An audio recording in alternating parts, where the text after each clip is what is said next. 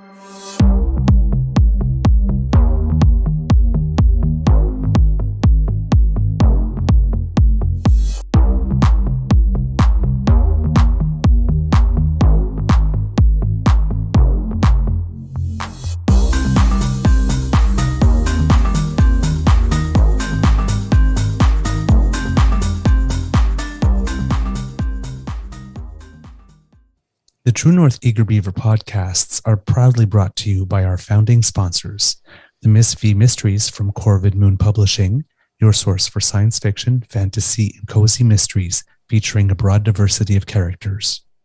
CanadianTarot.com, your uniquely Canadian online eclectic tarot community and forum, and the Peppermaster, hot pepper sauces made from fresh farm ingredients to thrill your taste buds and expand your mind.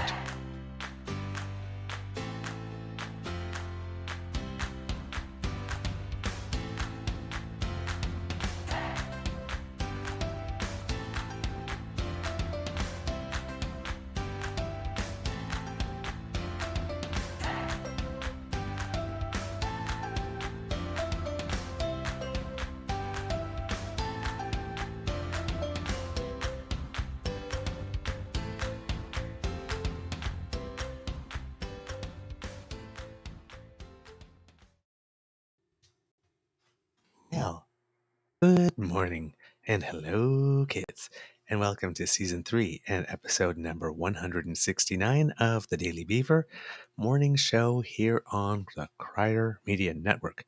Today, pre-recording day, is Saturday, July 22nd, and this is for rebroadcast on Monday, July 24th, 2023. So just a few days of time travel this time, kiddies. If the weather network is correct, it should be a sunny day here at the Beaver Lodge today, the day you're watching, not the day I'm recording. But it's a sunny day here too. Just we keep things in order. I'm your host, the Eager Beaver, pronouns he, him, he, Mr. Beaver A. And with me, as always, is my dear friend, Mr. Grizzly. And we are delighted beyond words that you, dear kids, have chosen to give us the gift of your attention today. Of course, a big thank you goes to our podcast founding sponsors, the Peppermasters, the Peppermaster. Sorry, there's only one. There's only one. I deserve whatever I get. Sorry.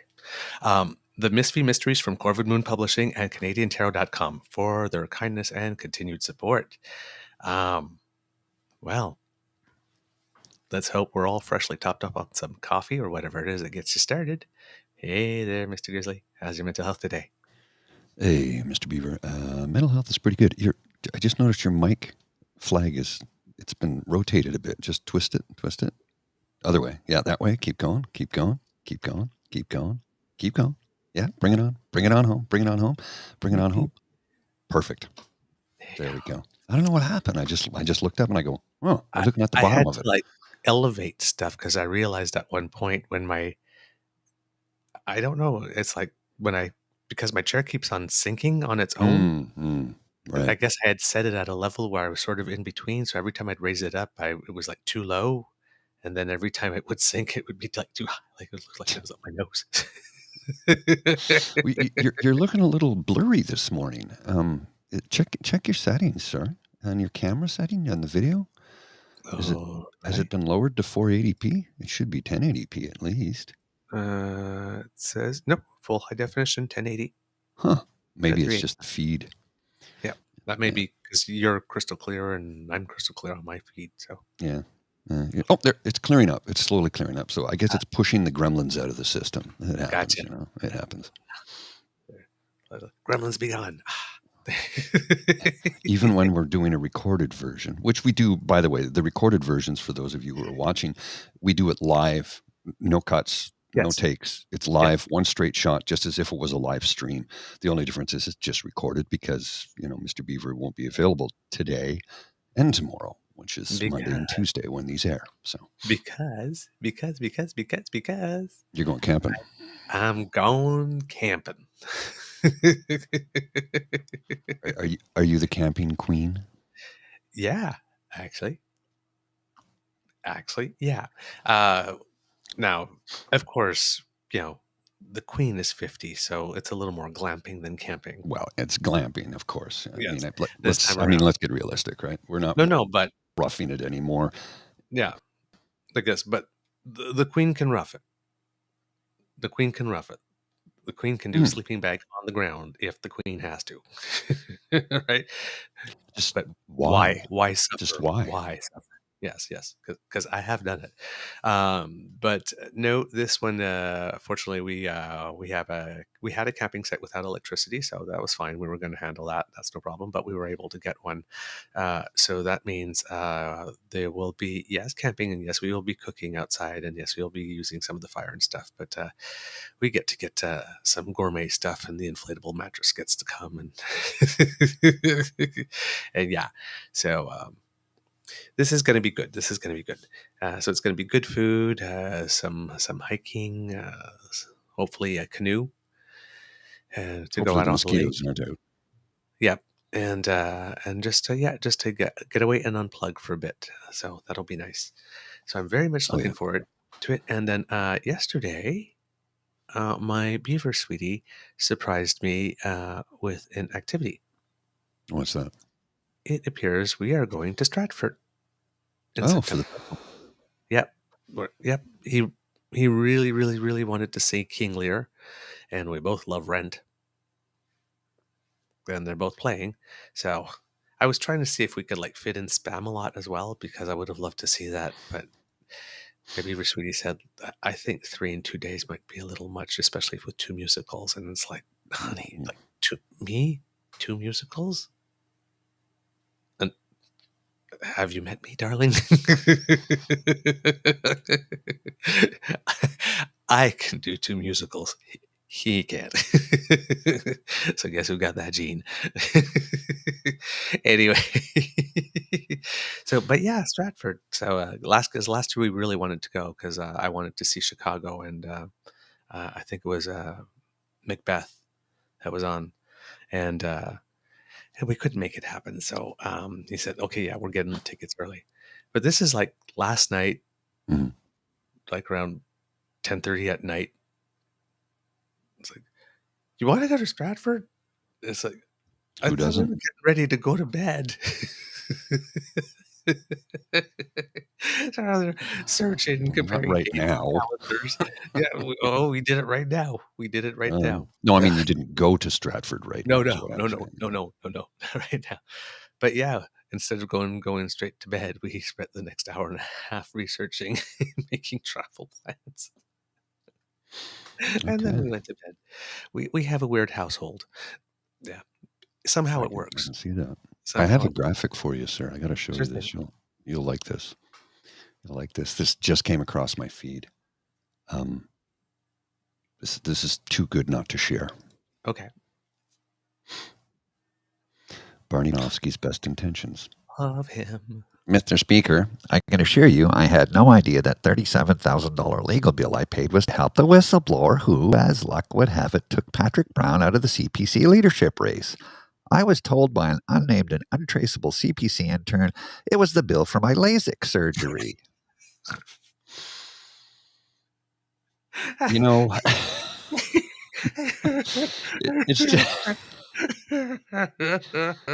It's just so fitting, right?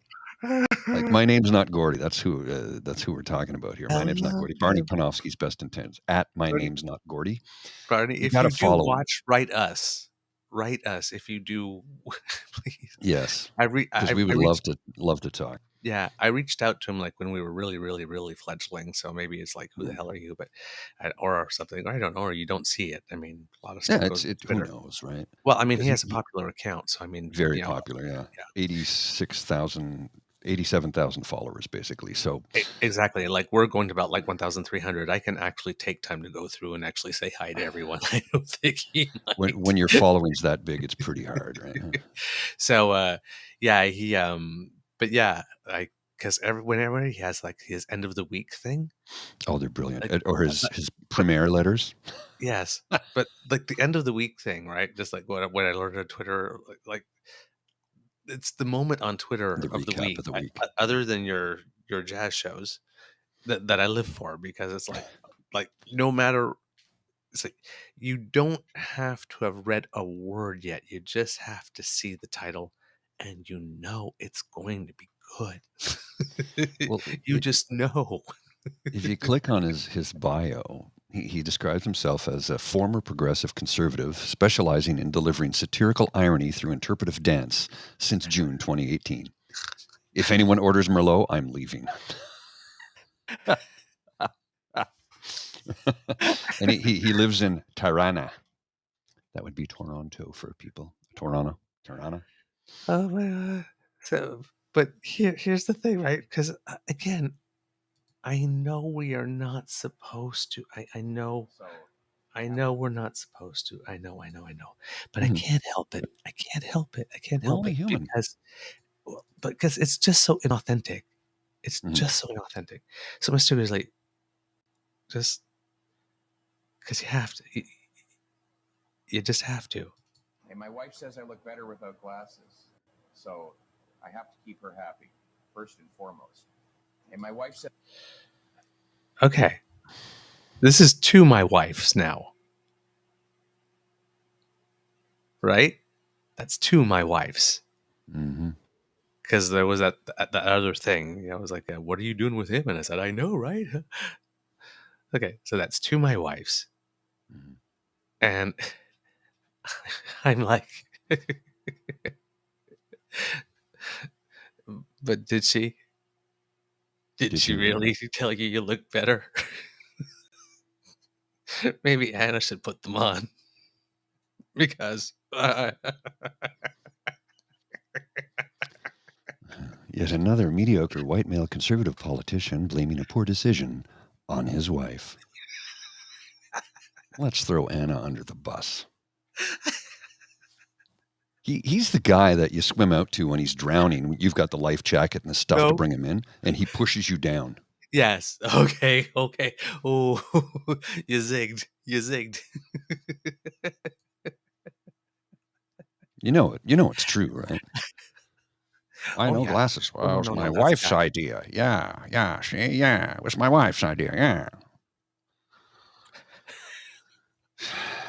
Jesus Christ. I'm so, what a. I'm sorry, Mr. Grizzly's mom. What a fucking loser.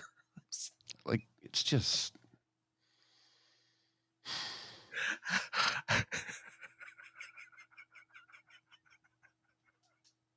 Oh man. Okay. So there is a bit of news kits that has come out. Unfortunately, we can't speak much to it at the Just moment yet. Just yet. We're because working on it. all we have is the headline, and it seems that they have found a way to like keep this super double sealed pinky swear for realsies locked behind a paywall thingy that nobody can penetrate. And So I'm not. We pay for enough stuff to keep this up and running. I can't take on anymore. Like yeah, I really can't. You yeah. know. So hopefully we'll look for some help on that. But the allegation is that and it's a story that's being broken by Stephanie Levitz. And let me just put this up because, as you know, kids, I've said a few times, one journalist in the nation for whom I have all the time in the world is Susan Delacourt. Mm-hmm. Now, Susan Delacourt retweeted this Toronto Star exclusive, putting a one-word comment. Mr. Grizzly, if you would please. Yes, sir. And that one word is Whoa. Yeah. Yeah. Now, I wrote something before I saw this. This tweet came before mine was written, but I hadn't seen it yet. And we'll talk about that in a second. But when Susan Delacourt says, whoa, my ears go, woo. Yeah, there's something there, right? I mean, I'm for a veteran journalist of the caliber that Susan Delacourt is, who's seen a lot of things, who's seen a lot of poop go down, to say, whoa, you have my attention. That's all I'm saying. Now, we don't know the contents of the article, but assuming and I can't find it on any other news source either. No, none of the affiliates have republished it yet. So, I mean, this must be like really, really well read. So they're keeping it behind paywall for longer. And hey, good for you, Toronto Star. Yeah, I'm fine. No, with I mean, in terms of getting people access to the information as quickly as they can get it, it makes it way more difficult, which kind of goes against the purpose of informing. But if your newspaper shuts down, then so yeah, it's a double-edged sword, right? Yeah, paper got to do what a paper got to do to make paper. I wonder if we'll see this story in any post-media outlets today. Who knows? No, maybe. Probably So not. we can only see the first two paragraphs, and it's Pierre Poilievre's conservative leadership campaign paid for the lawyer who helped a whistleblower. Maybe we should do the PeePee things there. Whistleblower. Whistleblower. Bring down, with the air quotes, the Nixon air quotes. It's like he goes like from the Nixon peace sign to air quote. Really weird.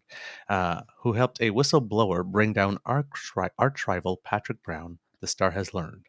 The whistleblower's allegation that Brown broke election law ultimately led to him being disqualified from the race last July, transforming the leadership contest into a coronation for Poilievre, who won a decisive first ballot victory last September.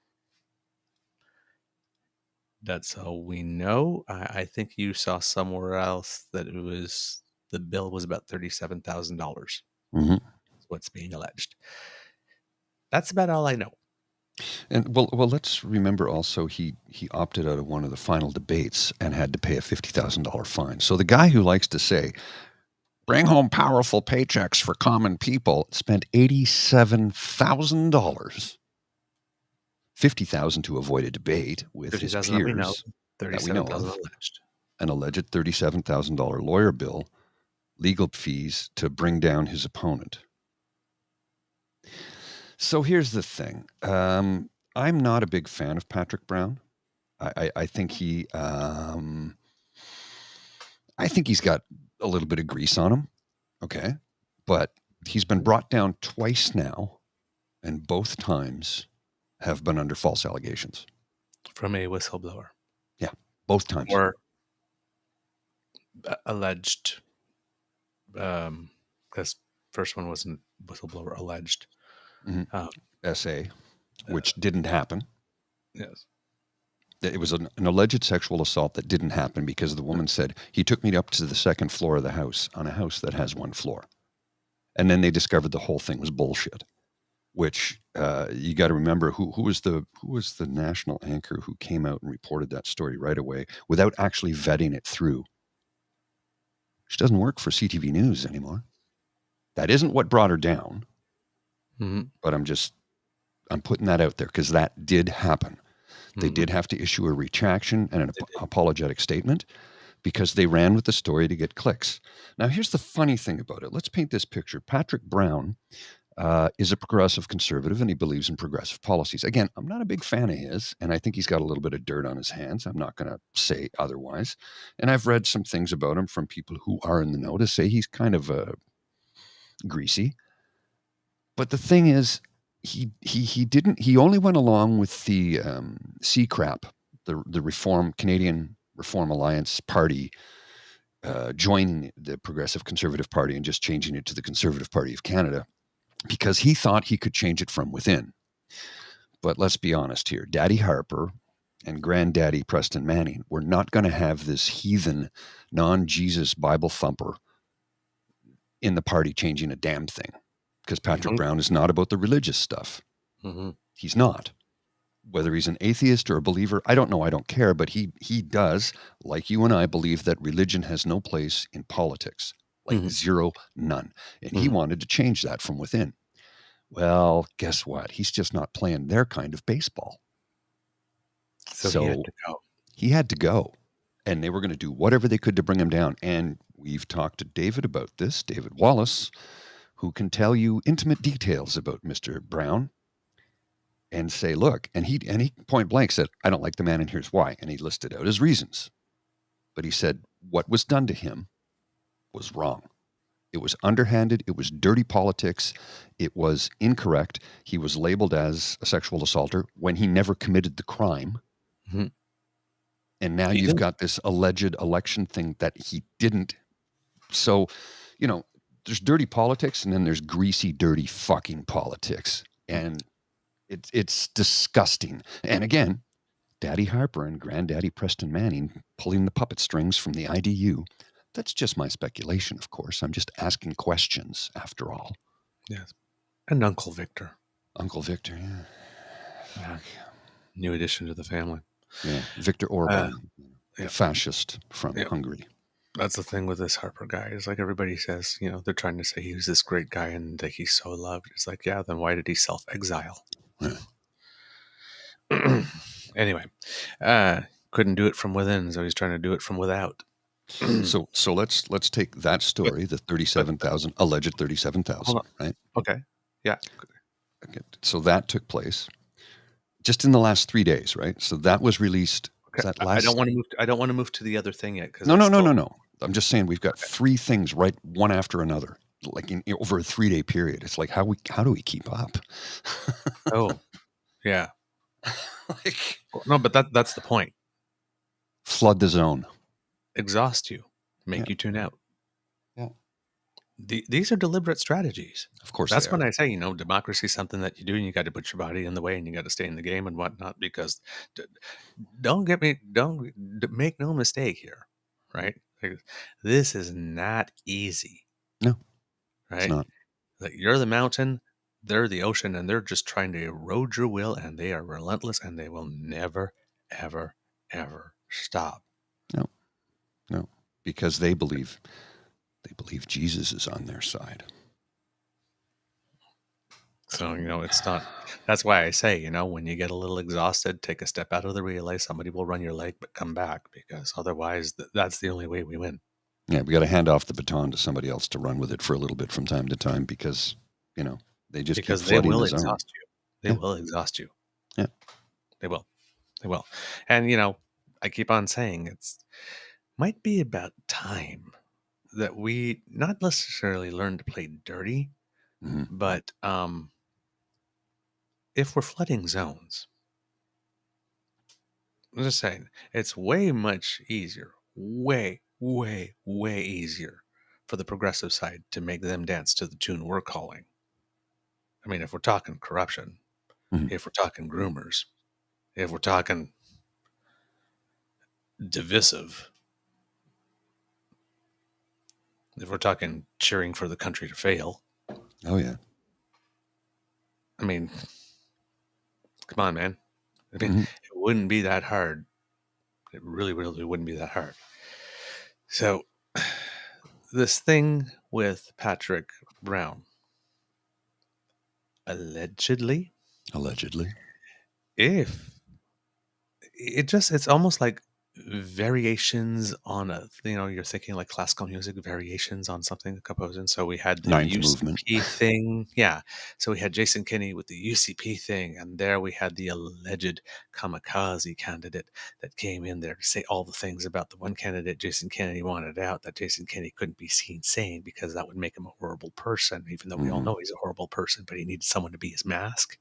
Yeah. Right? I think he needs someone to be his beard, actually, but that's my theory. Well, yeah. That's a whole other thing. Yeah, that's a whole other episode, honey. Oh, darling, I can tell you some things, but I'm not going to. I'm not going to. Mm-hmm. I'm not going to because it'd be bad. It would be bad if I did. Bad in multiple ways. It could expose other people. It's a whole chain of Yeah, no, we don't do that. We don't do that. We don't do that. That's not us. So this, there was the whole kamikaze candidate thing, which apparently is still being under investigation, even though Jason Kennedy is no longer it's like, really, could you get around doing something here? How long does it take? But here, instead of having the kamikaze candidate, now we have like the kamikaze whistleblower. Mm-hmm. But it's pretty much the same play, just a different route. Yeah. So, $37,000 for something, if true, was a campaign expense because Pierre Pulver's conservative leadership campaign paid for the lawyer. So, I'm wondering how that was found out. And my question is, was that declared to Elections Canada? And was it declared as just legal fees and sort of lumped in there? Because maybe that's a legal fee specifically that is not eligible. And if you just kind of generally call it miscellaneous legal fees. And this guy already has a compliance. Yeah. Or for having done a campaign event in which he was wearing a polo shirt with the conservative logo on it during an election campaign, and somebody had actually told him before, it's like, yeah, sure, you want to wear that shirt? And he said, yeah, I'm wearing that shirt. And let's also remember that a compliance agreement with Elections Canada is a lifetime thing, and it's actually a deferred prosecution agreement because what he did back then was bad enough that it could have led to some prosecution if Election Canada chose to go that route. And they said, in exchange for us not going that route, you will commit to not pulling this kind of crap again. And if you do, then we're probably going to take this to court. And even though this is not exactly the same type of thing, it is doing really in the funny ballpark things with money. It's on really thin ice. Like really And thin of course, ice. it's for a leadership campaign, which is not regulated by Elections Canada, though. Right. So that's what just hit me as I'm thinking it through. So, so Elections Canada still can't do anything, but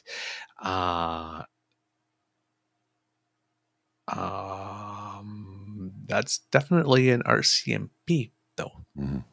Thing. It's so greasy. Because still, passing off legal fees that were meant to do a hit job on your opponent to take him out of the race might not violate elections law because it happened in the context of a leadership campaign, but it may be an improper use of a campaign donation. We're gonna have to consult with a couple of our lawyers and see what they can tell us, because we do have lawyers, part of the network. We should check in with a couple of them and say, this somehow, those things where you sit at home and you go like, somehow this seems illegal. I don't know exactly how, but somehow this seems illegal. And then sometimes you find out that it's not. And then that's when you learn that just because it's awful doesn't mean it's unlawful. Well, and that's when you kind of think, I think we need to change some of the laws here because, see, here's the thing. If I pulled that stunt in my life, I'd be finished. Yeah. Like, let's say you're up for a promotion at work and you know that Bill in cubicle 4 over there, he's quite a keener and a little bit of a kiss ass. So, little allegation that he, dips his hand in the going little till every now and then, maybe got a little handsy with someone. Just allegedly. Allegedly. An allegation is all it takes to destroy a life today. Right? Yeah. So destroy somebody else, and in the process, I'm thinking, hey, I look good. No. And what if I don't. like this, this promotion is going to get you like, an extra like $30,000 a year and send you on the fast track up, Yeah. punch you up as a star. And, well, somebody's willing to do that for you for $5. Yeah. Give me a few bucks. I'll make sure it happens. And of course, you never think you'll get caught. Yeah, of course not. Right. So, well, all of a sudden that looks like a good return on investment now, doesn't it? Why do people commit crimes? Because they don't think they're getting caught. That's why. So the person who would do that would be kind of illegal, wouldn't it? In private sector, it certainly would be, but I guess in public sector, they see things differently. Let's see what happens here. Because even though it's a bold move, Cotton. Let's see how it plays out. Even though leadership campaigns are not regulated by Elections Canada or Elections Ontario or any provincial election body, it's like, remember the party that you're dealing with here. I mean, that's greasy. Yeah, but paying someone to bear false witness against someone in order to gain materially from it seems to me something that would be in a private organization, which a political party is, right? You're not covered by Elections Canada or Elections Ontario or whatever, but you are covered by the laws that govern private organizations that have a license to operate and issue charitable receipts. It's completely unethical. But this man has no ethics whatsoever. None. Well, this party has no ethics. I mean, come on, it pleaded guilty to in and out in the first election. Yeah. Skippy air quotes, won. And then after pleading guilty, because it was a money thing, right? And all the money that they declared that they weren't allowed to spend, they actually declared it as expenditures. And like that's, and if you winning candidates that get more than 5%, or candidates that, anyway, there's candidates I think that get more than 5% of the vote get a certain amount of their expenses returned. So they got the expenses returned on money that they weren't allowed to spend in the first place. Funny how that works. And then they tried to keep that money after having pleaded guilty. They eventually had to pay it back, but it was about $1 million, I believe. So, but they tried to keep it first. I can't write stuff like this because it's just so absurd. And yet here we are. Corrupt. It's in its DNA. It's in its DNA. It's the first election it won as this party. The UCP was fruit from the poison tree. Kenny cheated in the first, even though he had it sealed in order, allegedly cheated. Sorry. I mean, then you get to Doug Ford, and that movement sort of comes into over there. He's not playing full ball because I don't think Doug Ford's all in on the religious thing. He plays footsie with him, but I'm not sure he's all in on it. No, he's not. So he won't be their man. Yeah, I can't tell with him, but still, he's like the whole different other type of greasy, like slap your back, sort of, how you do, kind of. And let's pause here and take a beat for a second, because we say this, that does not mean we believe or think or endorse that the other side, the Liberals or the NDP, don't have grease or dirt on them. They all do. They all do. As I keep on saying. One group has a whole lot more. Democracy comes with a basic grease tax. Yeah. I guess it sucks, and we wish it wasn't the case, but it does, or else it doesn't work. But I think it's important that we emphasize that, because you've always got people, oh, you guys are just a bunch of leftist cocks. Well, no, we're not. We're centrist. We lean a little left because we believe in a little bit more progressive programs. But I mean, quite frankly, today's Liberal Party would be in lockstep with Joe Clark's Progressive Conservative Party. Yep. And, people go, well, that's not true. I'm like, actually, Joe Clark would be in lockstep with this current Liberal Party, because whatever they call that, I know they call it conservative. No. No, that's not it. Well, and all the red Tories that I know have completely, they're like, I don't have a party right now. So they've been voting NDP. Some started voting Liberal, but the red Tories were what we would call a very progressive conservative, right? It's a long-standing thing. Red Tories. It's not new. Yeah, blue Liberals and red Tories. Yes. They're still Liberal Party, but they lean a little bit more right. but they still identify with the party. And there's the progressive conservatives that lean a little more left, but they still identify with the party because the base platform was something they could identify with. And that was our good friend Charles Adler. Yeah. He was a progressive his whole life, a progressive. He would have But been, I would call him a red Tory. Yeah, but wanted fiscal responsibility. So we had the money in order to be able to do right by people. I was the same way when I started out. Yeah. When I heard progressive conservatives say, wait a minute.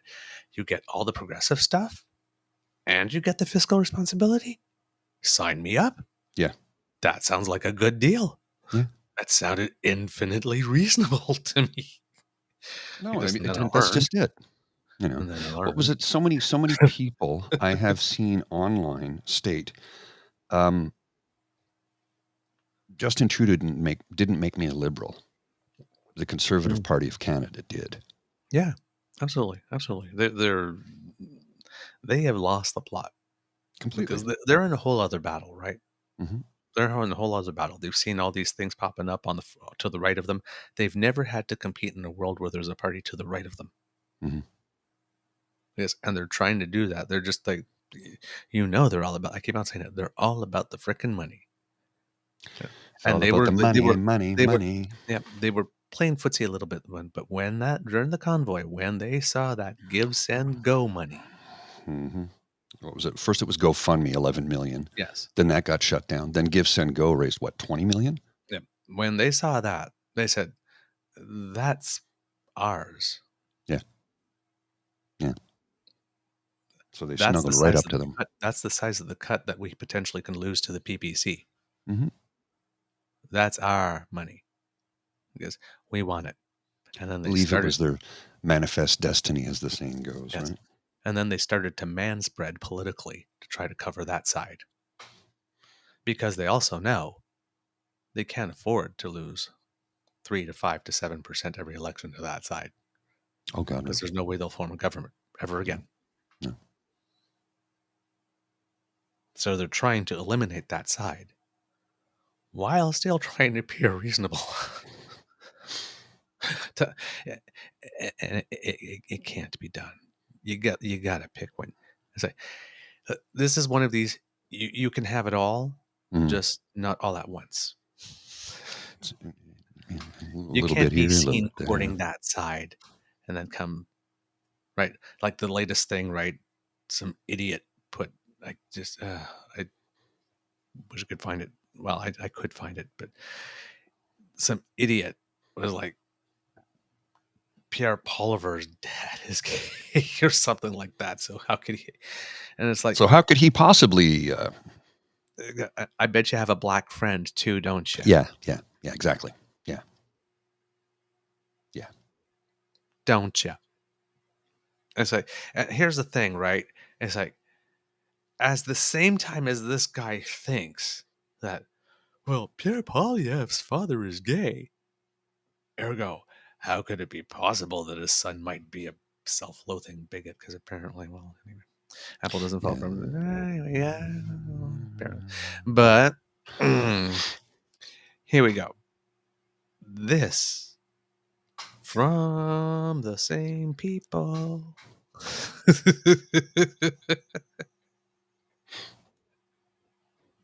You know where I'm going with this, Oh, yeah, right? Yeah. Keep going. I'm in the back of the canoe just enjoying the ride right now. You're doing the paddling and I'm just looking at the scenery going, oh, this is fun. Look at this. This is great. The weather's great. The sun is shining. There's trees. There's birds. Oh, look there's a fish just jumped. Oh, this is a good canoe ride. Right. So it's like, it is impossible for a gay parent to produce a gay child because all of those gay children that like wind up on the street came from the people we're supposed to thank for their existence, according to Eric. Yeah. Oh, that's right. That fellow's name is Eric. Came from the street people. It's like if you don't want gay people, stop making them. What? Well, if you have, they're born, and you made them. I'm like, just this guy is really stupid enough to believe, or at least willing to wear the face to pretend he believes and put his name and face to it. Yeah, because I'm pretty worse sure yet- he's lighting the loafers too. I mean, come on. And worse Come yet, on. that we are stupid enough to believe that having a gay father alone makes it impossible for their child to be a bigot, because I can tell you it sure fucking isn't the case that it's impossible for queer kids to have bigot parents. Ryan Williams is this guy's name.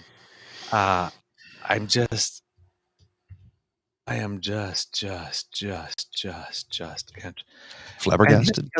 here's the other thing, right? Those parents, right, that are saying, leave our kids alone, Mm-hmm. who, like, ironically is like, what about leave us queers alone? Yeah. As Lisa said in her video, just let us fucking live, right? They're said, like, they're talking about groomers. They claim they care about groomers. Mm-hmm. These are the people Grooming.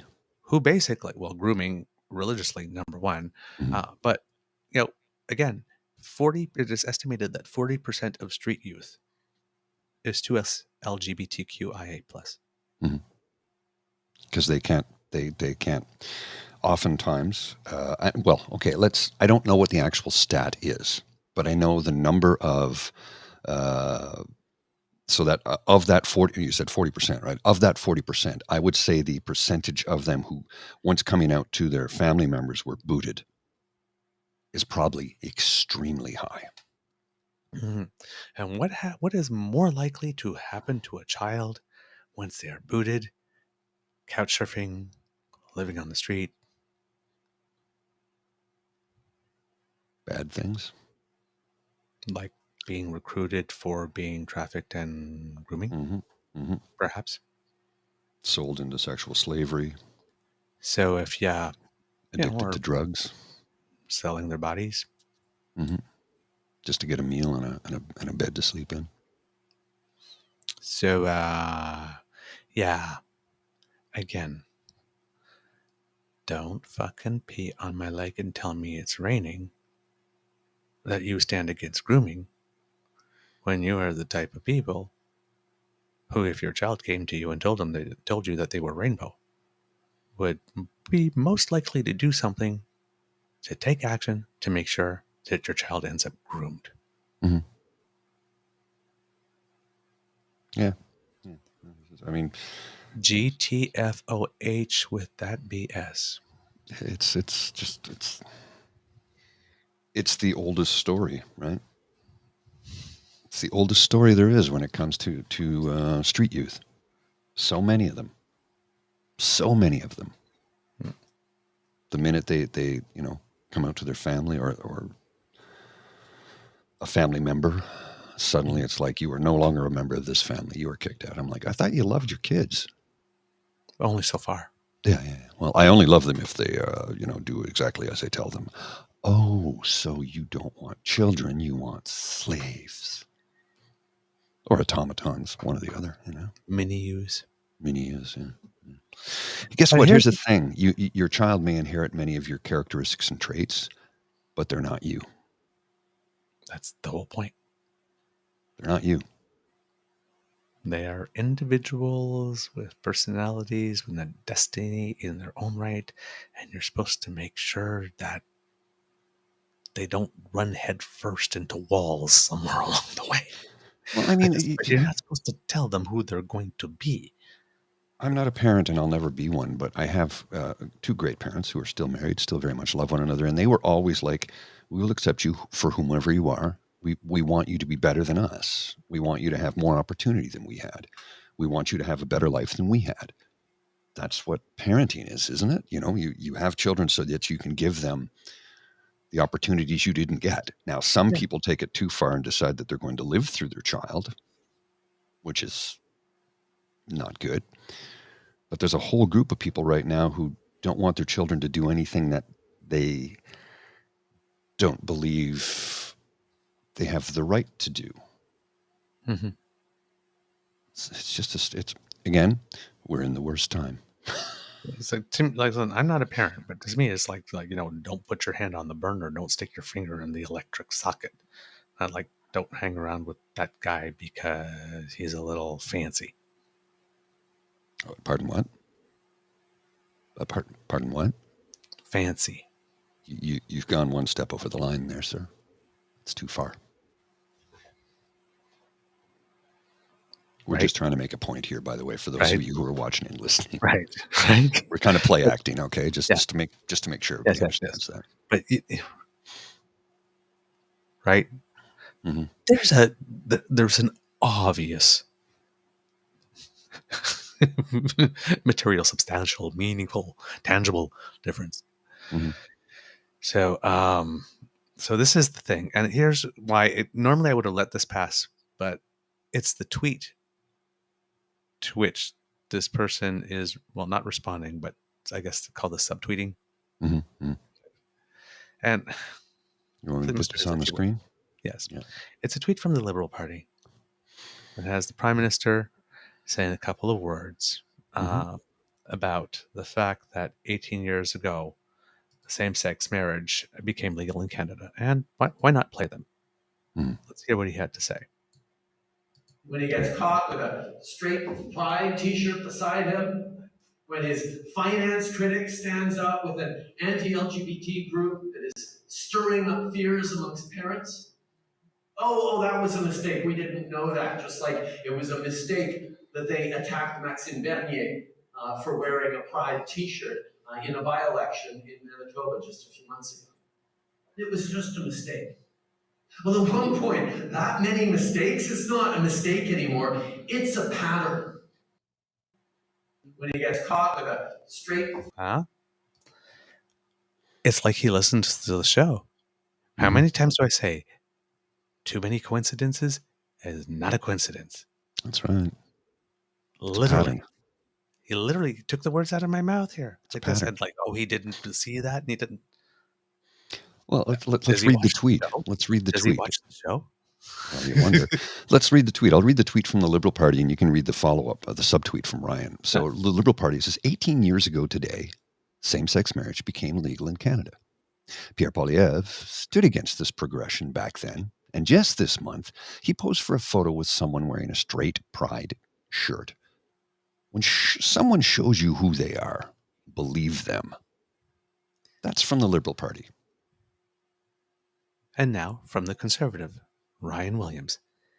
Pierre Poilievre's father is gay. Enough of the division. This party is in regression. Oh, yeah, of course. He has a black friend too, right? He has a black friend too, doesn't he? Yeah. Member of Parliament for the Bay of Quinte. Shadow Minister of Pan-Canadian Trade and Competition. And all-round jackass. Again, tell me you have no gay friends. Mm-hmm. They're like, well, I mean, and the rumor, and again, I can't substantiate it, but when Pierre Poilievre voted against same-sex marriage back in 2004, was it 2004? No, 2006. Ago. 20 years ago, 2005. Yeah, 2005. When he voted against it in 2005, the rumor was that his father, an out, proud gay man, was in the House of Commons at the time when he voted against it. I have read that many times. I don't know if that is true. Would it surprise me? No, because he voted against it. And let's not forget that, yes, there were the pamphlets against Maxime. Mm-hmm. And yes, there was posing with straight pride Eric. But he also went to Portage Lisgar and personally campaigned for a man that ran on conversion therapy. Mm-hmm. And he now has two. He's got the conversion therapy twins. He can point to Melissa Landsman and Eric Duncan all he wants. And he can say, they're in my inner circle. I can't possibly be anti-gay. You have Garnet Genuis and Brandon Leslie in your caucus. You have not booted them out for being pro-gay conversion therapy. And worse than that, you actually went and campaigned for the conversion therapy guy in the most recent by-election. You will sell your grandmother for an extra 2% in the polls. Again, you are not our friend. Well, and you are not our friend. You can put as many self-loathing queer people in your inner circle as you want. You are not our friend. Sorry. We see you. Not buying it. It's what you do. It's what you do when it counts. Votes count. Your most precious commodity is your time. Who you spend your time going out to campaign for counts. Who you elevate counts. And why you elevate them. Elevating 2 rainbow people into your inner circle is not enough if the reason they're elevated there is just to be a human shield behind which you hide to say that you like queer people, and then you stick the knives in their back to twist it.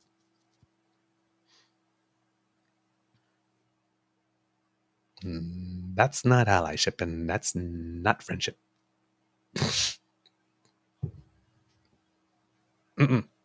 Mm-mm. Mm-mm. Mm-mm. All right. And here, since we're talking about groomers, 1 week after members, this is from Sask Kate here. 1 week after members of the Canadian megachurch The Meeting House saw their former pastor arrested and charged with sexual assault, not 1 but 4 of its former pastors have now been credibly accused and 2 convicted of sexual assault.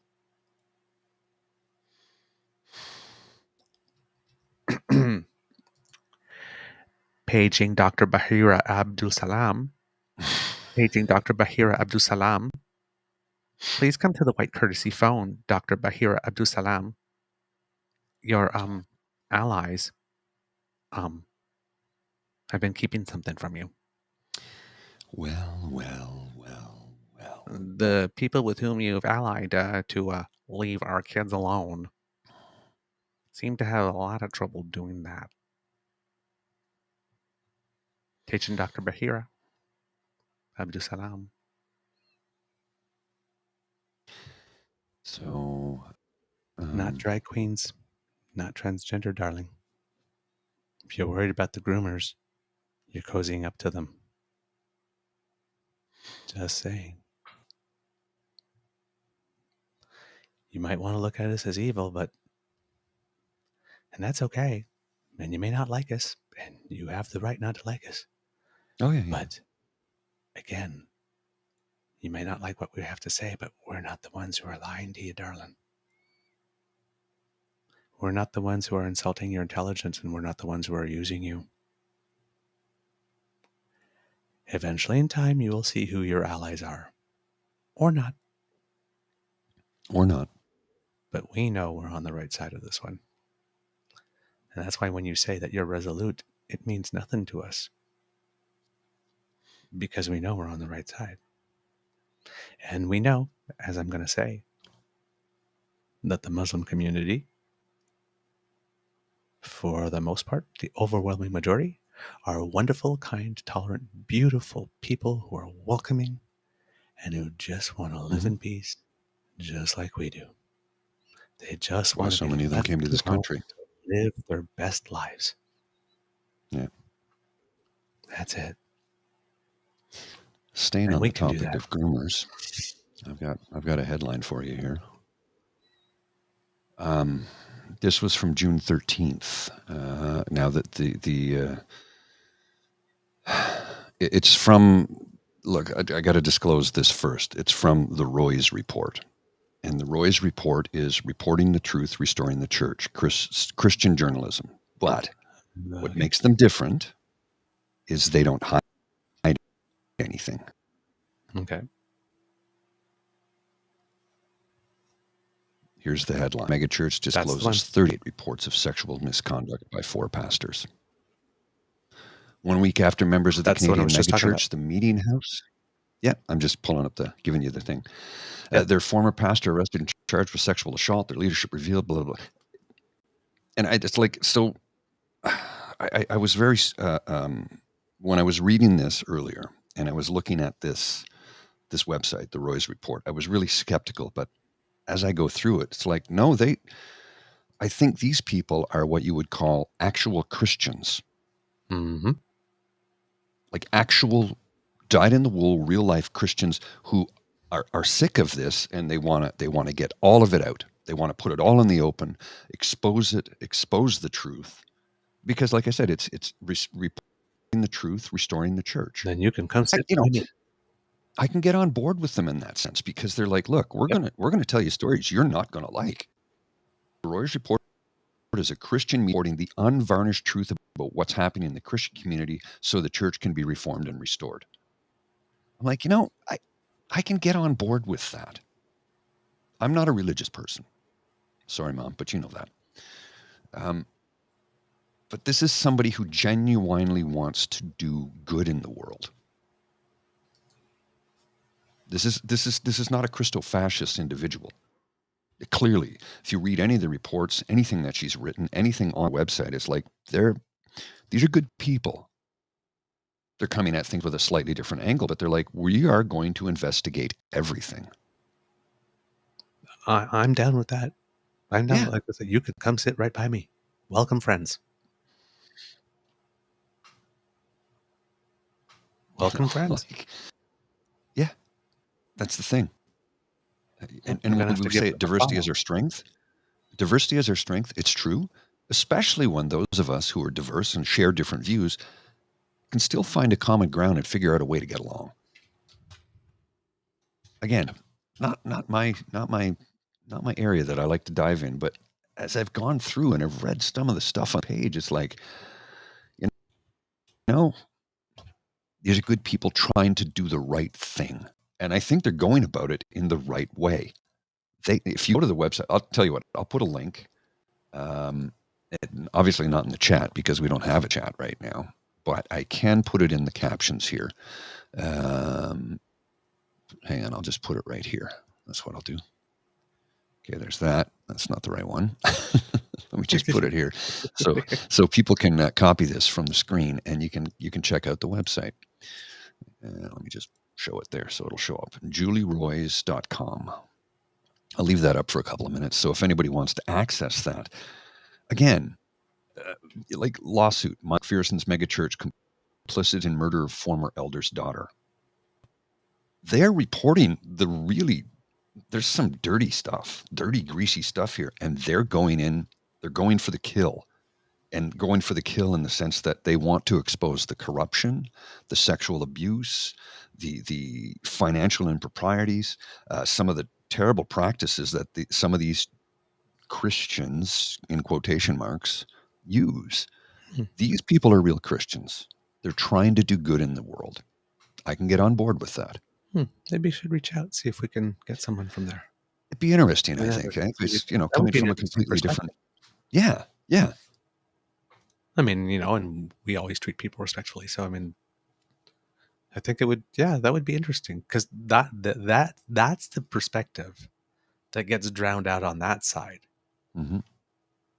Right? Because the evangelicals and the purists and whatnot are all so loud and taking up all the space, but just good every day. And like Christians, Muslims, whatever faith, right? They're good, insert religion choice of here, everywhere across, right? Who believe in their faith, who just go about their lives trying to do good, trying to be welcoming, trying to help others, right? And that nourishes them, and that's a beautiful thing. Yes, it is. And and most often are live and let live kind of people, right? Right. You're not harming me, so why should I object to how you live your life if you're not harming me? But who speaks for them? Right? There's this is voice, I think. Exactly. It's like there's no organizations for people who, yeah. Right? Yeah. They're a little flamboyant, but They don't hurt anybody. That's fine. Yeah, you know, they don't celebrate Christmas. Don't really understand why, but they're cool. Yeah. They seem to have a lot of people over for like big family stuff all the time. Never seen I a get family on that board does with it that. before. But Yeah. okay, whatever. Right? It's people you notice, and it's like, I don't need to have an opinion on that. It's like,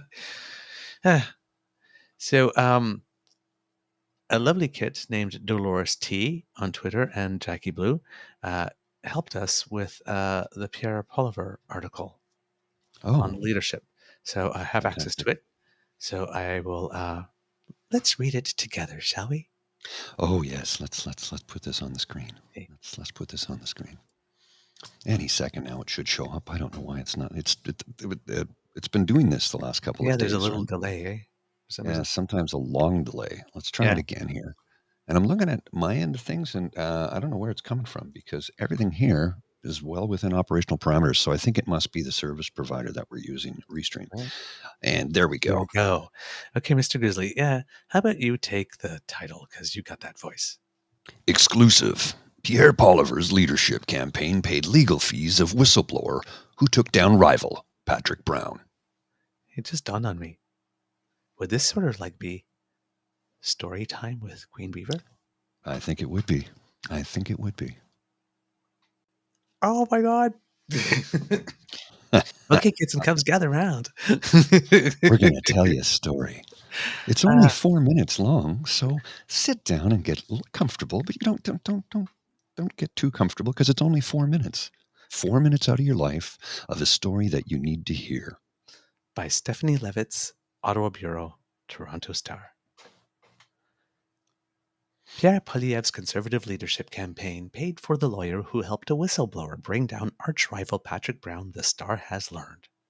The whistleblower's allegation that Brown broke election law ultimately led to him being disqualified from the race last July, transforming the leadership contest into a coronation for Poilievre, who won a decisive first ballot victory last September. That thing sure comes in handy, doesn't it, kiddies? Okay. Brown and Poilievre were at each other's throats for the first 5 months of the leadership campaign. Ooh, drama. When he was kicked out, he blamed Poilievre's team and race organizers, arguing the conservative establishment just didn't want him to win. Aww. Poilievre's team rebuffed any accusations of responsibility, pointing to the sheer size of its membership sales as proof that Poilievre's victory was all but certain. But Poilievre's final campaign financial return, recently posted online by Elections Canada and reviewed by the Star, raised new questions about a potential connection between whistleblower Debbie Jodoin. I remember we spoke about her on our shows. Hey, girl! And Poilievre's team. There were uno, dos, tres, cuatro. See? We even read to the kids in Spanish. There were 4 payments from his campaign to her lawyers' firms. It was through a lawyer that Jodoin had approached the party to report that instead of being paid by the Brown campaign for her work, her costs were being covered by a third-party company. It's an arrangement that could be against the law, and one of the reasons Brown was disqualified. And does anybody here note the irony of her complaining that she was paid for her campaign work by a third party and not her employer or not the campaign itself? And when she goes to do the whistleblowing is also paid for by a third party. So that's does that strike you as peculiar? I think it's peculiar. Oh, I think the judge is gonna love this. Oh, we gotta talk to David Wallace about this and see if he knows anything because or Mark Burry.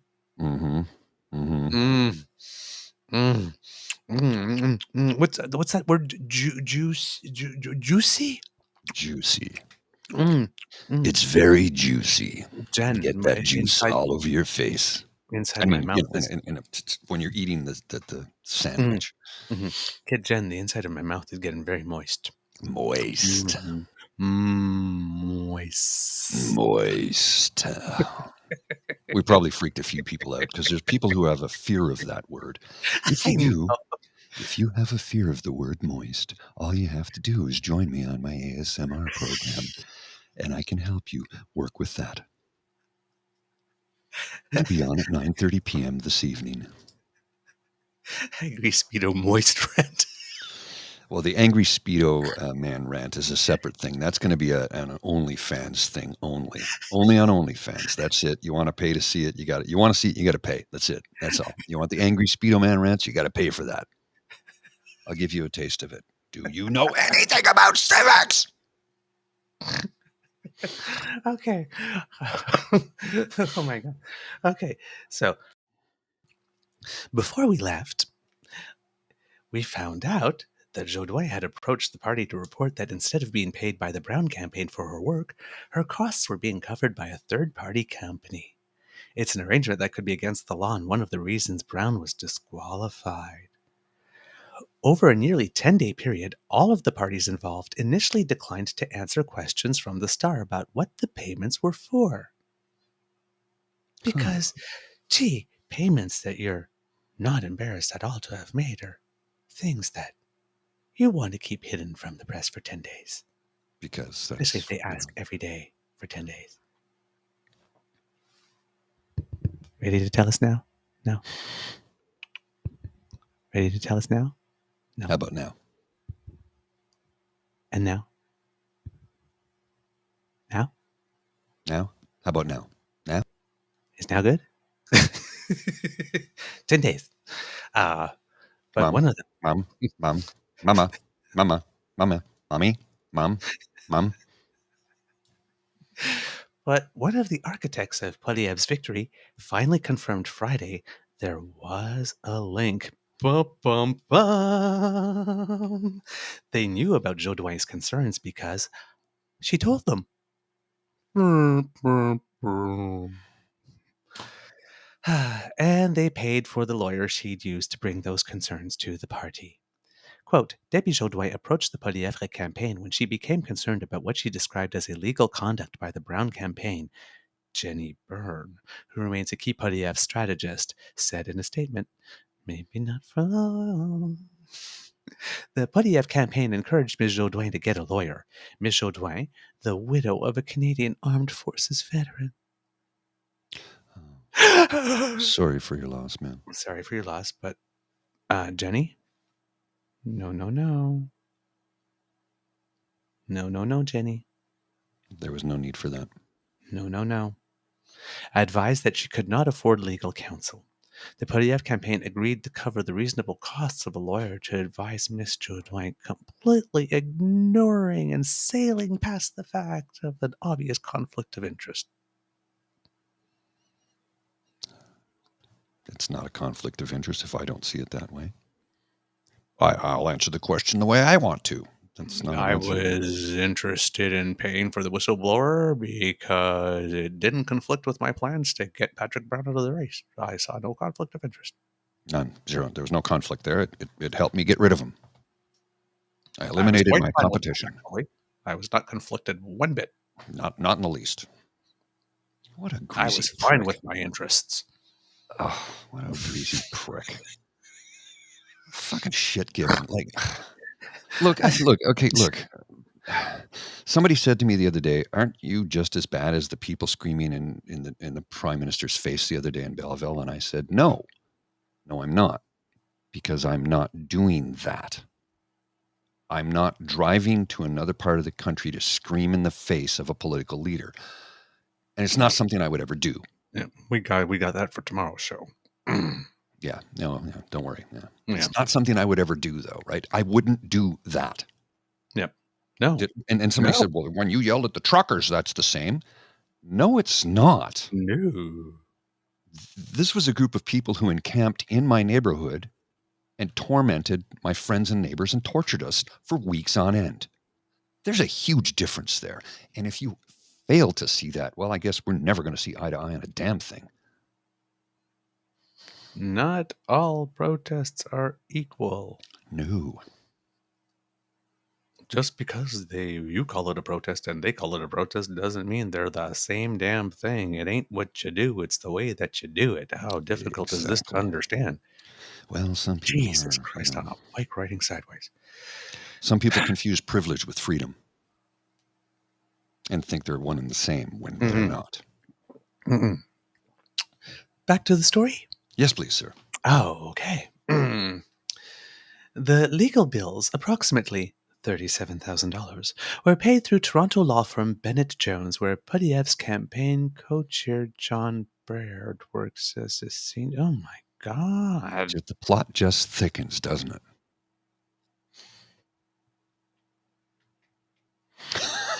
It just gets better by the minute. I am stunned.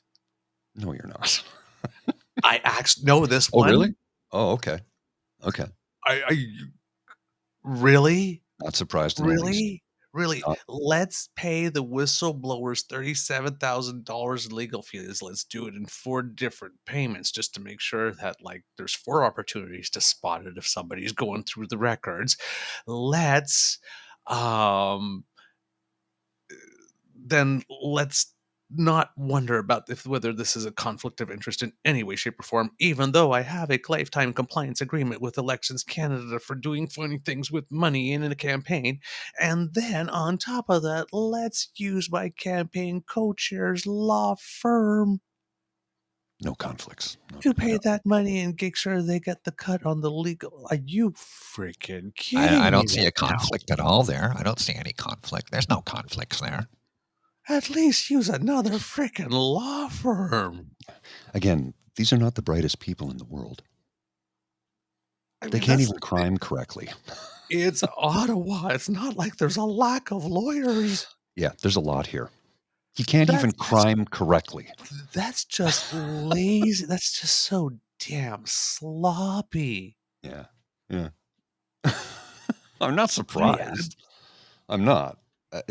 You know what? There's a part of me that half expected something like that. Honest to God. Part of me that half expected something like that because it's all layered and interconnected with one another. You're flabbergasted. It's just so dumb. I know. It's like who runs comms for these people? That's when you are really making sure you absolutely, no matter what, get your cut is the number one priority, because that's the only thing that could lead to this an obviously so bad decision. Yeah. I am stunned. I mean, I don't think that they're great at this kind of stuff, but I thought they were a little bit. You have a complaints agreement. You'd think that's the one thing you'd make sure was shored up at all times. Okay, listen, okay, I don't care what greasy stuff you do whatever like this, but do not do anything that would violate that compliance order. That's the one thing you don't touch, no matter what. Nothing ever. No, do not do that. Anything else is fair game, but don't do.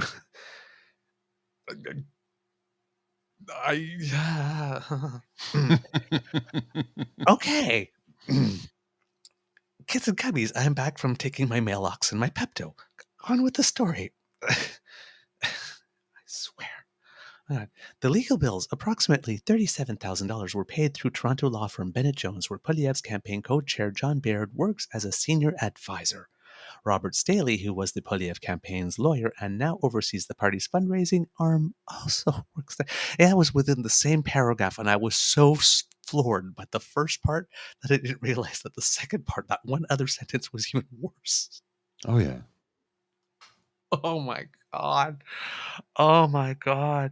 Staley did not reply to questions, see why, girl, from the Star. Baird said he had no knowledge of the payments. That could be true. That could be true. Yes, because Baird just works there doesn't mean that he was an intermediary. He just happens to work there.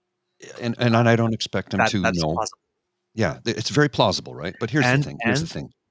It doesn't look good. The optics are really, really oh, bad. yeah. And given how Baird is close to Harper, I would see something like that being arranged in such a way that you keep him clean. But I'm sure Baird's sitting at home now going, "What the? Do you realize the picture this paints of me now?" Especially after being taken out out of the woodshed. Yeah, just the other day. And bending the knee instead of telling him to go F himself. And now this comes. I bet he would have loved this story to come out before he put that tweet out blaming the CPC of having manipulated his. Unless there's a tweet that comes out that says that the Toronto Star manipulated the fact that he works there. We gotta wrap up shortly. I gotta go take care of something. So let's wind it up with the story, and then I have one graphic to show you, and then we'll be on our way. The first payment related to Jodoin was earmarked in Poilievre's financials as ask the question you shall receive. The first payment related to Jodoin was earmarked in Poilievre's financials as, quote, elections issues matter through 2022-6/30.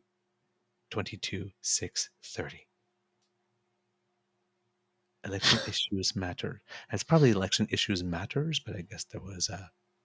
It's a matter. No, it's a matter. Not necessarily matters. It's a matter. Okay. Election issue matter. Okay. And was paid to the Toronto firm Raymond... I'm going to go with Beichman. Here. The Beichman of that firm is Jason Beichman, the lawyer who would later issue a statement on behalf of Jodoin laying out her role in the story. Beichman has not returned requests for comment from the Star. I wonder why. Sounds peculiar. Mm-hmm. The other three payments described also as, quote, election issues matter, for the months of July, August, and September of 2022 went to Loopstra Nixon LLP. Beichman switched to that firm in July 2022. The managing partner of the firm also did not return an email from the Star asking about the payments. Jodoin has not returned requests for comment from the Star. Well, that I can definitely see why. At the time her concerns about how her expenses were paid came to light, Jodoin had said she acted alone. Quote, Miss Jodoin expressly rejects any suggestion that she was coerced or pressured by others to come forward and did so of her own volition. End quote. The statement from Beichman on July 7, 2022 said. That Jodoin was working on the Brown campaign surprised no one. Her roots in the federal party go back decades, and she also worked on numerous federal conservative elections at the regional and national level. At the outset of the... Yes? I'm just,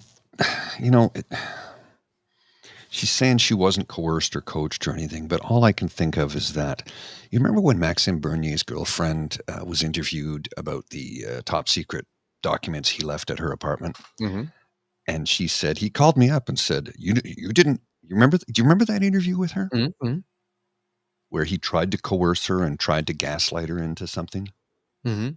You want to bet this was rolling down that same track? I have no evidence that it has here, but I put... A betting man? I put nothing but the world needs more skeptics. Mm-hmm. Mm-hmm. I think David Moscott posted that the other day. Yep. I was like, yes. At the outset of the Conservative leadership race last year, she had been trying to get another candidate on the ballot, former Conservative MP Leona Alislev. When that failed, she approached the Brown campaign. She had helped on his 2015 bid for leadership of the Ontario Progressive Conservatives and his 2018 run for mayor of Brampton. She worked with the campaign for a few weeks, but in late May told them she had to leave to be with a friend whose husband was dying, an account she also gave the Star last year. It wasn't until after she was gone that the Brown campaign was told by the party that someone in their ranks was raising concerns about how they were being paid. Over a fevered few days in late June and early July, Brown and the race organizing committee would go back and forth over her allegations, which she later laid out in a bombshell statement issued by her lawyer 2 days after Brown got the boot, because you always have to know how to make an entrance, kids. Her identity had not been made public until then. She said the Brown campaign brought her on as a regional organizer and told her it would be okay for her to be hired by a company as a consultant, and the company would have her volunteer on the campaign. That's a common setup for election staff. Keep their day job, work on the campaign on their own time. In her statement, she said she trusted the arrangement, but then when she approached Brown in June asking to be paid for her expenses, he was surprised she hadn't been. He had the company pay her bills. Election law states that campaign expenses can only be paid by campaigns, and the money used to pay those has to be donated only by individuals, not companies. Having a third-party company pay bills could be declared a corporate donation, which is illegal. Like having the Conservative Campaign Fund pay for whistleblower legal fees. It's just so greasy. Maybe. Perhaps. Speculatively. Just asking questions. In Brown's campaign version of the story, when Jodoin approached them looking for work in the spring of 2022, they couldn't hire her. So Brown got a friend to give her a job, and any campaign work she was doing was supposed to be on her own time, as is custom. The full extent of the back and forth between Brown and race organizers remains under wraps. They accused him of making excuses instead of providing evidence that the deal struck to hire Jodoin wasn't against the law. He insisted no laws were broken and said if she was doing campaign work on company time, he'd pay them back. The issue, compounded by other concerns the party had about Brown's membership sales breaking the rules, led to a vote on July 5th by race organizers to disqualify him. Brown declined to comment when contacted by the Star. He has denied the allegations he broke any laws or party rules. In a statement, his campaign said, "As the recently re-elected mayor of Brampton, Patrick Brown is focused on those important responsibilities and has put party politics behind him." The state of the legal investigation in the Jodoin matter remains unclear. The file was referred to the Commissioner of Canada Elections, but the office is refusing to provide any information about the status of the investigation to the Star, citing the confidentiality provisions of the Elections Act, as it is mandated and as it always will do. Stephanie Levitz is an Ottawa-based reporter covering federal politics for the Star. Follow her Twitter at Stephanie Levitz. The end. How's that for a story, kids? That's a pretty good one. Oh, this could be bad. I think this one might have a sequel. There's a very good opportunity for a sequel there. Yes, indeed. Mr. Grizzly, you said you had something before we have to go. I have a graphic here I want to show you. Oh, here it is. Bear with me for a second here. So this it's just a minor little footnote about the ability to read a T-shirt. Oh, look what he's staring at. Mm. For those of you listening at home on the audio version, it's at a Pierre Poilievre prime ministerial campaign, which is not a thing, by the way. There's no election. He shouldn't be campaigning. Elections Canada should slap his wrist for it. But one of his rallies, there's a gentleman with a backward baseball cap and a beard who's wearing a black T-shirt that says, "Let's go, Brandon," and Pierre is staring directly at it. The T-shirt, not the man. Laughing and smiling and... Yeah. Shit Gibbon. How many times are we going to let him get away with I didn't read the T-shirt? Well, I have another one for you here. Do you want to see it? Bring it on. One more T-shirt. Now, he's not looking at this one, but he's standing there smiling while they take their picture together. Mm-hmm. Yeah. Didn't see that one either, eh? No, didn't see that one. No. Smiling and, "Oh, yeah, I'll take my photo with you." Okay, let's wrap it up. You got stuff to do. Tired of him. Getting tired of him. Oh, yeah. Well, kids, that's the end of this episode of the Daily Beaver. We hope that you love listening to us because we love making this for you. Of course, sharing is caring, and you have the mouse that we want the good word to be coming out of. So please tell your peeps and poops all about us, because democracy is something that you do. Please, if you can, donate to the Red Cross to help your brothers and sisters who will be suffering as a result of the wildfires and floods Hello, Nova Scotia. Floods. We see you. Oh, boy. It's the worst parts of the Bible. Fires, floods, evacuations. Holy crap. Oh, boy. I'm not laughing. I'm just exasperated. It's I like think they just keep getting hit. 250 millimeters of rain like before 6 a.m. this morning. Well, this morning today on the 22nd. It's like, yeesh, hoi boy.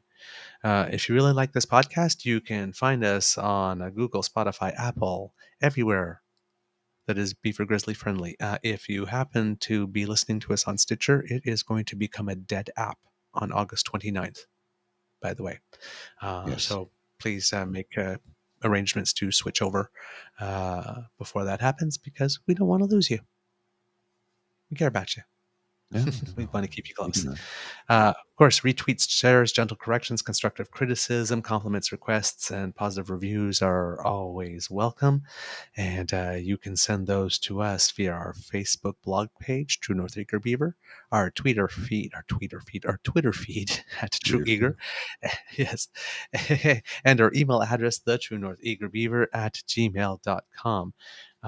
If y'all love us so much and don't want to miss an episode, well, we're not afraid of commitment. So make a commitment to us. Go to our pod page. Please do. Please do. Yes. podpage.com/the True North Eager Beaver, lowercase letters, with a hyphen between each one of those words. And that way we will come to you when we have something fresh off the bandwidth. That little squiggly under my chin is where you go if you happen to be watching, and you can scan a QR code and it'll bring you right there. And if you want to subscribe twice because we're so nice, then you can do that at our YouTube page. Just a little, if you're watching, there's that little subscribe button down in the bottom right-hand corner of the screen, right beside Mr. Grizzly or Mr. Beaver. Wow, I mixed up our names. Wow, I did that yesterday. Yeah, you did. Yeah, you did. Yeah, there's the little subscribe button. It's our logo. If you click on that, you can subscribe to our YouTube page. And the more subscribers we get, the better we can produce content, because eventually we can help offset our costs, because right now we're in the red. We're not in the black. We need to get some money coming in so we can pay some of these bills down, because between our bandwidth costs and our hardware costs and our subscription costs, it adds up. So yeah, any way you can help us, we really do appreciate it. So I'll put up that little link to our coffee account right up top there. And if you can hit subscribe to our YouTube, we'd be very, very appreciative. Absolutely. So, Kitty Lane, I know we're pre-recording, but I hear you. Smash that button. And if you love us so much, really, really, really, and you really want to show it to us, well then, buy us a cup of coffee, or some Guinness, or Caesar, or hot chocolate. Yes, you can go to our coffee fund. That's ko-fi.com/eagerbeaver, lowercase letters, all in one word. And that's where you can make your contribution and give us a little add a beaver and add a grizz, and let us know that you like what we're doing. We appreciate it very much. From the Beaver Lodge, this is your Eager Beaver and Mr. Grizzly saying, until next time, dear kids, it could be a tough world out there, so please be kind to and gentle with yourself. Mr. Grizzly, some words of wisdom, please. Yeah, if you can donate to the Canadian Red Cross, I'm going to put a shot on the screen right now that this is just one simple photo of Nova Scotia right now, and how horribly they've been affected. There's a road washed out. There's flooding everywhere. I mean, they had these massive fires. People have been offset. One of my former colleagues lost his home recently.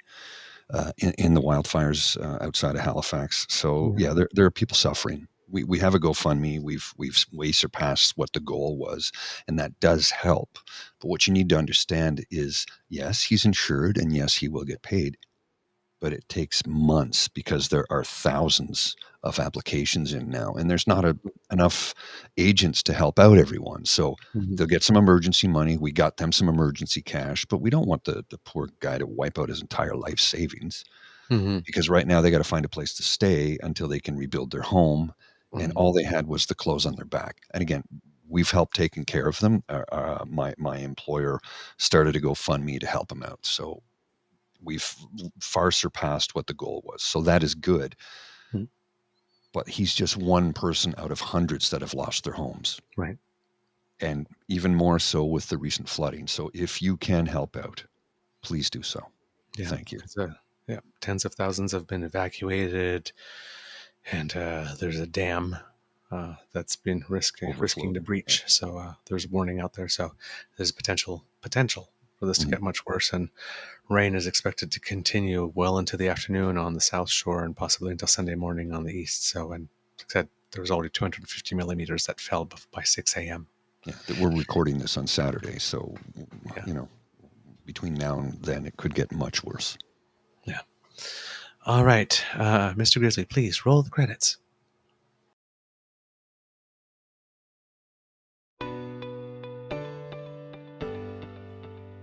You are listening to a True North Eager Beaver media podcast. The True North Eager Beaver podcasts are proudly brought to you by our founding sponsors, the Miss V Mysteries from Corvid Moon Publishing, your source for science fiction, fantasy, and cozy mysteries featuring a broad diversity of characters. CanadianTarot.com, your uniquely Canadian online eclectic tarot community and forum, and The Peppermaster, hot pepper sauces made from fresh farm ingredients to thrill your taste buds and expand your mind.